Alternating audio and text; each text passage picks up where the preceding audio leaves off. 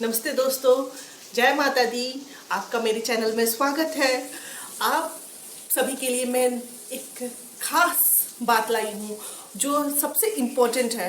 वो है सास बहू के रिश्ते में सास कैसे लाए मिठास।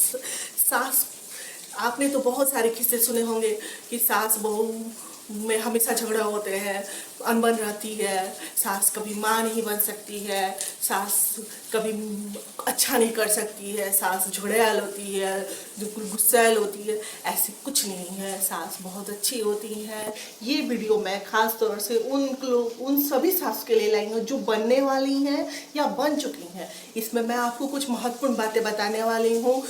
सिर्फ आप अपने विचारों में थोड़ा सा परिवर्तन करेंगी तो आपके घर में खुशहाली भर जाएगी, आपका घर स्वर्ग से सुंदर हो जाएगा। क्योंकि ये जो सास जो शब्द है ना, छोटा शब्द नहीं है, बहुत बड़ा है, बहुत मायने रखता है अपने घर के लिए। सास घर की नींव होती हैं। सास जो होती हैं अपने घर को अच्छे से चलाती हैं, उनको बना के रखी हैं। अगर सास ही ना रहे उस घर में तो कुछ रौनक ही नहीं है। सास आपके लिए अपनी बहू के लिए कितनी अरमान रखती हैं, लेकिन उनके विचारों के मतभेद हो जाता है जिसके वजह से अनबन चालू हो जाती है। तो प्लीज़ सास, किसी भी सास को गलत नहीं समझना चाहिए। सास लोग अगर अपने विचारों में कुछ परिवर्तन लाती हैं तो वो बहुत ही अच्छा कर जाएंगी। तो प्लीज़ मेरे बताए हुए इन महत्वपूर्ण बातों को ध्यान से सुनिए और अमल भी कीजिए।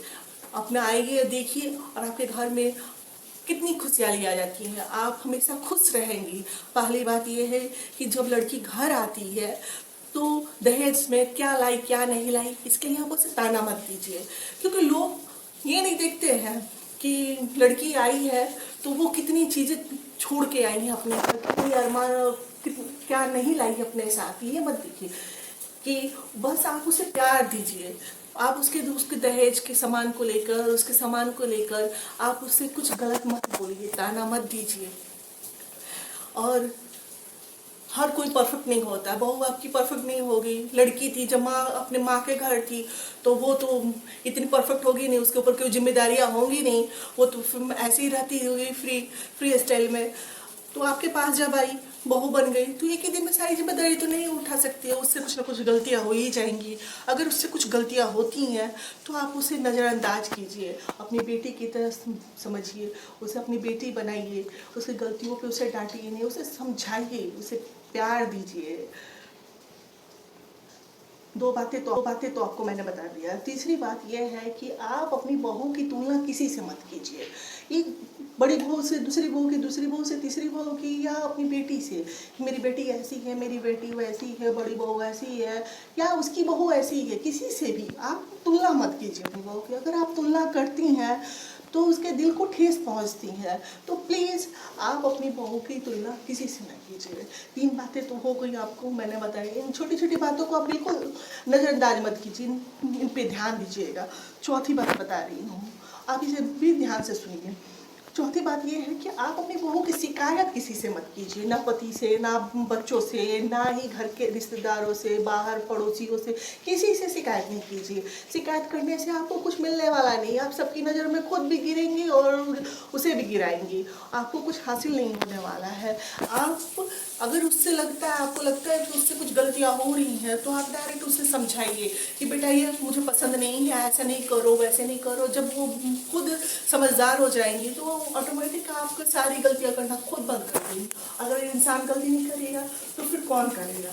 आप अपनी जैसे घर के बाकी लोगों की गलतियों को नज़रअंदाज कीजिए, उससे बहू की भी गलतियों को नज़रअंदाज कीजिए। और अगली बात ये है कि आप उसे मैके जाने से नहीं रोकिए। सबसे इम्पोर्टेंट बात है, लड़की जब आ जाती है आपके घर तो अपना सब कुछ छोड़ के आई है, लेकिन अपना मन नहीं छोड़ के आई है। मन तो उसका वहीं रह जाता है।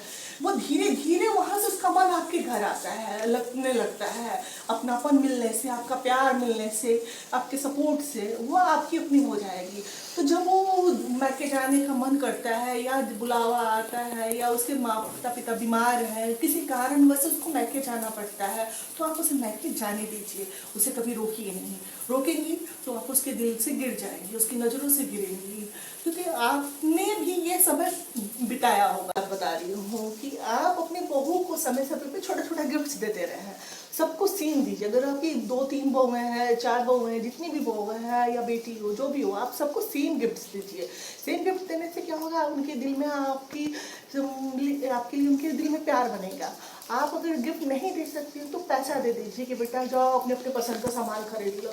उनकी पसंद का आप ध्यान रखेंगी, उनका ख्याल रखेंगी, आप उनके दुख में शामिल होंगी, तो आप एक दिन उनकी ज़रूर अच्छी माँ बन जाएंगी। और आपको वो उसे माँ का ही दर्जा नहीं देगी, माँ समझेगी। सास से आप माँ बन जाएंगी। तो ये स्पेशल सास लोग के लिए कि आप लोग ज़रूर करिए और आपके जीवन में खुशहाली आए, ये मैं भगवान से हमेशा प्रार्थना करूँगी। हमेशा खुशहालियाँ बनी रहे, आपके सास बहू के रिश्ते में मिठास आए और एक नई जिंदगी, नई सब कहानी शुरू कीजिए अपनी ज़िंदगी की। तो आज के लिए धन्यवाद।